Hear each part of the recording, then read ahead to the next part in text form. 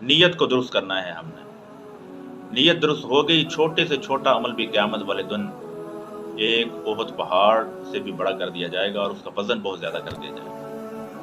نیت میں فطور ہوا، خالص نیت نہ ہوئی، اللہ کی رضا مقصد نہ ہوا، قیامت کے دن بہت بڑے بڑے اعمال وزن زیرو کر دیا جائے گا.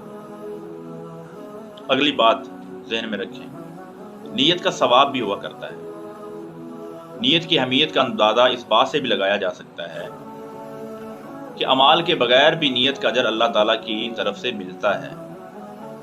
یہ خاص عنایت خدا بندی ہے کہ محض نیکی کا ارادہ کرنے پر بھی انسان کو انعام ملتا ہے.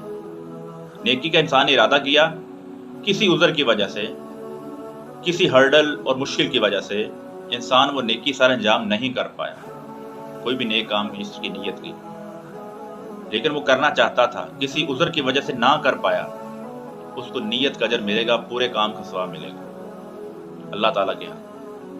اور دوسری جانب اگر ایک شخص نے برائی کا ارادہ کیا، گناہ کا ارادہ کیا، لیکن کسی وجہ سے برائی سرزد نہ کر سکا، برائی نہ کر سکا، گناہ اس سے نہ سرزد ہوا اور وہ رک گیا برائی سے، گناہ سے، بد عمل سے، تو پھر اس کے بدلے میں بھی رک جانے کی وجہ سے ایک نیکی لکھ دی جاتی ہے اللہ تعالیٰ کے ہاں سے. یہ ہے اللہ تبارک و تعالیٰ کا کرم ایک انسان کے اوپر، جس کو ہم نے سمجھنا ہے.